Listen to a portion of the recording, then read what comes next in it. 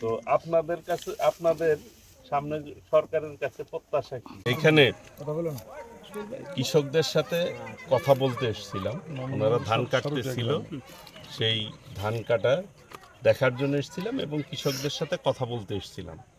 আগামী দিনে বিএনপি যদি জনগণের ভোটে রাষ্ট্রীয় ক্ষমতায় আসে তাহলে প্রত্যেক ঘরে কৃষকদেরকে একটি ফার্মার্স কার্ড দিবে, কৃষি কার্ড দিবে। সেই কার্ডের মাধ্যমে কৃষক তার কৃষি উপকরণ সহজলভ্য হবে এবং সহযোগিতা পাবে এবং বিক্রির ক্ষেত্রে, ফসল বিক্রির ক্ষেত্রে তারা একটা বেনিফিট পাবে। সেই ব্যাপারে বিএনপি একটি পদক্ষেপ নেবে এবং কৃষকরা আগামী দিনে এই দেশ নিয়ে কিভাবে চিন্তা করছে, তাদের প্রত্যাশা কি, সেই ব্যাপারেও তাদের সাথে কথা বললাম, মত বিনিময় করলাম। কারণ আগামী দিনে কৃষি ভিত্তিক অর্থনীতিকে মজবুত করার লক্ষ্যে বিএনপি ইতিমধ্যেই পদক্ষেপ নেবে, সেই ব্যাপারে ঘোষণা দিয়েছেন দেশনায়ক তারেক রহমান।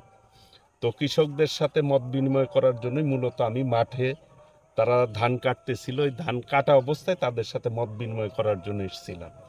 আগামী দিনে ইনশাল্লাহ আমরা সকলে মিলে ঐক্যবদ্ধভাবে এই দেশটিকে গড়ার ক্ষেত্রে সকলকেই সঙ্গে নিয়েই কিন্তু দেশ গড়তে হবে, যেটি দেশনায়ক তারেক রহমান বলেছেন, ভোট দিব দানের শীষে, দেশ গড়ব মিলেমিশে। আমরা সকলকেই আগামী দিনে দেশ গড়ার ক্ষেত্রে আমরা ভূমিকা রাখতে চাই। সকলে মিলেই এই দেশটিকে আমরা এগিয়ে নিয়ে যাব। ইতিমধ্যেই আমাদের একটি স্লোগান আছে, কৃষক বাঁচলে দেশ বাঁচবে, এবং 31 দফাতে কৃষি উপরে সবচাইতে বেশি জোর দেওয়া হয়েছে।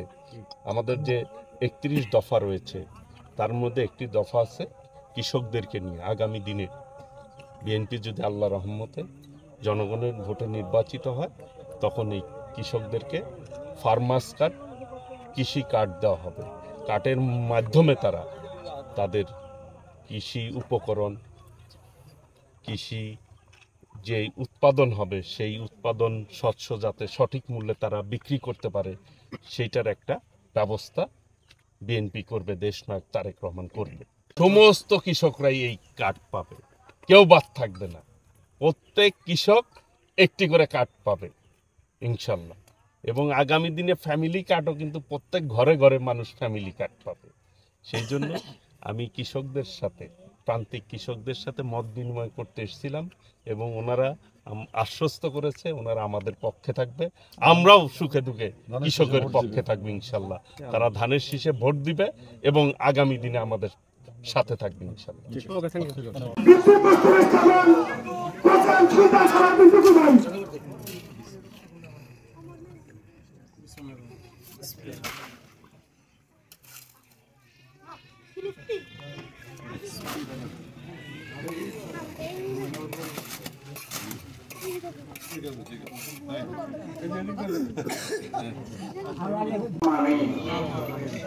الحمد لله رب العالمين والعاقبة للمتقين والصلاة والسلام على سيد الأنبياء والمرسلين رب العالمين الله تعالى بعد رب العالمين شرف يقول بعد المرشد الشكر قدر رب العالمين دعاء في الأولى رب العالمين الله تعالى তোমার এক বিশেষ বান্দা রব্বুল আলামিন আল্লাহ তাআলা আমাদের সম্মুখে উপস্থিত হয়েছে। দয়া করে মাইক রব্বুল আলামিন যে উদ্দেশ্যে রব্বুল আলামিন এখানে এসেছে, দয়া করে মাইক রব্বুল আলামিন তোমার বান্দার মুখে নেক বাসনা পূর্ণ করে দিন। আল্লাহ তাআলা রব্বুল আলামিন আমাদের এই মসজিদের কাজ কর্মকে রব্বুল আলামিন আল্লাহ তাআলা অতি দ্রুত সম্পাদন হয়, রব্বুল আলামিন সে তৌফিক আমাদেরকে দান করে দিন। আমিন। রব্বুল আলামিন আল্লাহ তাআলা আমাদের দেশে বড় যোগ্য এবং রব্বুল আলামিন ন্যায় নীতিবান নেতার প্রয়োজন। রব্বুল আলামিন দয়া করে মায়া করে আমাদের সমাজে, আমাদের জেলায় রব্বুল আলামিন আল্লাহ তাআলা টুকু ভাইয়ের মতো রব্বুল আলামিন আল্লাহ তাআলা যোগ্য নেতা তৈরি করার তৌফিক দান করে দিন।